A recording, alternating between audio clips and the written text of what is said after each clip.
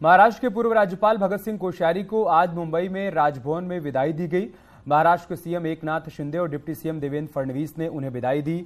आज ही भगत सिंह कोश्यारी देहरादून पहुंचेंगे। उससे पहले मुंबई की तस्वीरें हम आपको दिखा रहे हैं, जहां पर भगत सिंह कोश्यारी को विदाई दी गई। अब वो वापस देहरादून लौट रहे हैं। बीजेपी की तरफ से कोशिश की जा रही है कि एक बार फिर से उनको बीजेपी की सदस्यता दिलाई जाए, संगठन का हिस्सा बनाया जाए, और आज भव्य स्वागत की तैयारियां यहां पर की गई हैं। लेकिन उससे पहले मुंबई में जब उनको विदाई दी गई, उस दौरान की तस्वीरें हम आपको दिखा रहे हैं। मुख्यमंत्री एकनाथ शिंदे और साथ ही साथ उप मुख्यमंत्री देवेंद्र फडणवीस को देख सकते हैं, जिन्होंने भगत सिंह कोश्यारी को विदाई दी।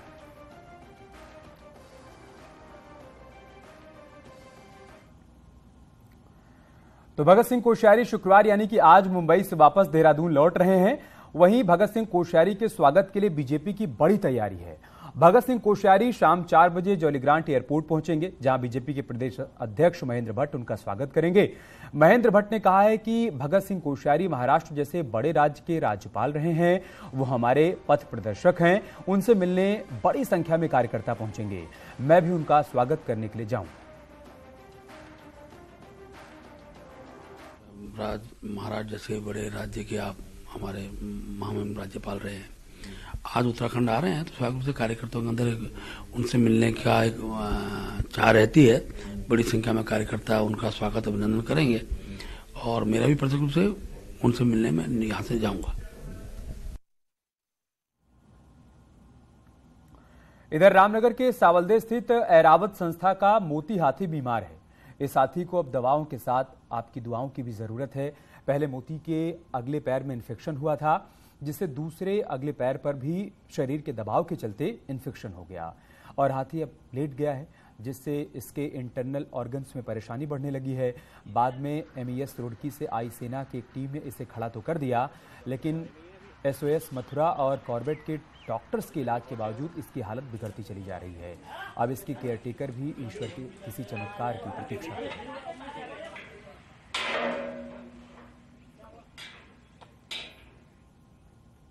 पॉसिबल सॉल्यूशंस थे वो कर दिए, खड़ा करने की भी कोशिश की, लिटाल के भी किया, इसका इलाज लगातार चल रहा है। खड़ा करने से इसको नुकसान ये हुआ कि जो इसकी बेल्ट्स थी उसकी वजह से इसके दोनों साइड में आर्म पिट्स में बहुत जख्म हो गए और लेटने से इसके सारे बेड सोर्स हो गए। जो वाइटल ऑर्गन्स थे वो कंप्रोमाइजिंग सिचुएशन में आ गए हैं।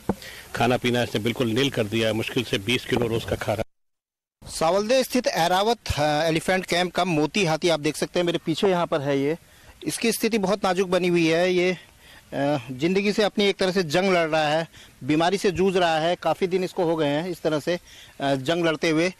इसके लिए जो यहाँ की केयर टेकर हैं इमरान खान, उन्होंने काफ़ी प्रयास किए हैं। उन्होंने यहाँ तक प्रयास किया कि इसके लिए सेना भी बुलाई गई और सेना के बुलाने के बाद इसको खड़ा करने की कोशिश की गई, लेकिन उसको खड़ा करने के बाद भी उसकी और प्रॉब्लम्स, कुछ और नई तरीके की प्रॉब्लम्स उसमें उभर कर आई हैं। इसके साथ ही एसओएस मथुरा के डॉक्टर्स की टीम और कॉर्बेट के डॉक्टर्स की टीम भी इसकी देखरेख कर रही है, लेकिन बावजूद इसके ये अब इसकी स्थिति बहुत अच्छी नहीं है। देखना होगा कि क्या आपकी दुआएं इसके लिए काम कर सकती हैं। गोविंद पाटनी, न्यूज 18, रामनगर। उधर कॉर्बेट नेशनल पार्क और उसके आसपास आतंक का पर्याय बने बाघ को आखिरकार पकड़ लिया गया। कॉर्बेट पार्क की टीम ने गुरुवार की देर रात इस बाघ को उस वक्त पकड़ा जब ये सड़क किनारे घात लगाए बैठा था। तभी कॉर्बेट पार्क की टीम ने इसे बेहोश कर पकड़ लिया। अब इस बाघ को कॉर्बेट के ढेला जोन में बने रेस्क्यू सेंटर में ले जाया गया है। वहां इसका डीएनए टेस्ट भी कराया जाएगा, ताकि ये पता लग सके कि बाघ अब तक कितने लोगों की जान ले चुका है। थोड़ा आगे पीछे भी ध्यान रखोगे आप। हो रही थी और हमने जो मेल टाइगर चिन्हित किए थे, उनमें से ये एक टाइगर है और बहुत कंफर्टेबली इसको ट्रैंकुलाइज करने के बाद अभी ट्रांसपोर्ट किया जा रहा है। राज्य के सबसे बड़े सरकारी अस्पताल दून हॉस्पिटल में दवाइयों के नाम पर मरीजों को भटकाने का काम किया जा रहा है। मरीजों का आरोप है कि महंगी दवाइयां डॉक्टर बाहर से लिख रहे हैं, जिसको खरीद पाने में वो असमर्थ हैं। वहीं मुख्य स्वास्थ्य अधिकारी का कहना है कि मामला उनके संज्ञान में आया है। अगर कोई डॉक्टर बाहर से दवाइयों को लिखता है तो उसके खिलाफ नियमानुसार कार्रवाई की जाएगी।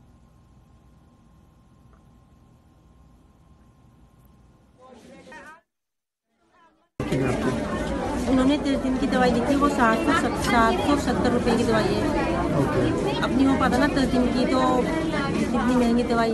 दवाइयाँ तो मिल रही है, कुछ बाहर से दिख रहे हैं लोग, बार मैं बाहर भी गया, वो दवाई बाहर नहीं मिल रही है। फिर वो डॉक्टर साहब से गया, वो कह रहे हैं यहीं मिलेगी, वो पता नहीं कहाँ जा रही है दवाइयाँ, समझ में आ रही, मिल ही नहीं पा रही मुझे। तो मैं इसमें निर्देश जारी कर रहा हूँ, यदि कोई डॉक्टर बाहर की दवाई लिखेगा तो नियमानुसार फिर उस पर कार्रवाई करने के लिए मैंने संबंधित सभी MOIC को इसमें अभी मासिक बैठक में निर्देश दे दिए हैं। पूरे प्रदेश में 15 फरवरी से फायर सीजन शुरू होने के साथ बागेश्वर में अधिकारी वन्य जीवों और वन संपदाओं को आग से बचाने को लेकर सतर्क हो गए हैं। वन विभाग ने इस फायर सीजन में सभी विभागों से मदद लेने का मन बनाया है और साथ ही इस बार ड्रोन और फायर ब्लोअर से आग पर काबू पाया जाएगा। पिछले कुछ सालों से कई हेक्टेयर जंगल आग से खाक होने से लाखों का नुकसान हो चुका है, लिहाजा इस बार अधिकारी पहले से ही तमाम तैयारियों को पुख्ता कर लेना चाहते हैं।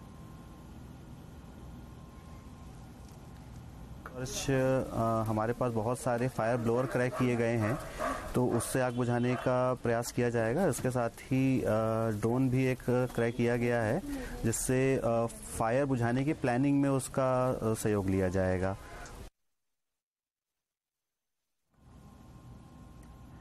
नए टिहरी शहर और आसपास के गांवों में इन दिनों पेयजल की समस्या बनी हुई है और यह समस्या 31 मार्च तक बने रहने की आशंका है। THDC द्वारा Tehri dam PSP plant storage परियोजना का कार्य किया जा रहा है और इसके चलते कोटेश्वर झील का वाटर लेवल कम हो रहा है। टिहरी शहर और आसपास के गांवों में कोटेश्वर झील 0 पॉइंट पंप स्टेशन से पानी की सप्लाई की जाती है, लेकिन वाटर लेवल कम होने के चलते पूरी सप्लाई नहीं हो पा रही है और जिसके कारण लोग प्राकृतिक स्रोतों और हैंडपंप से पानी लाने को मजबूर हैं।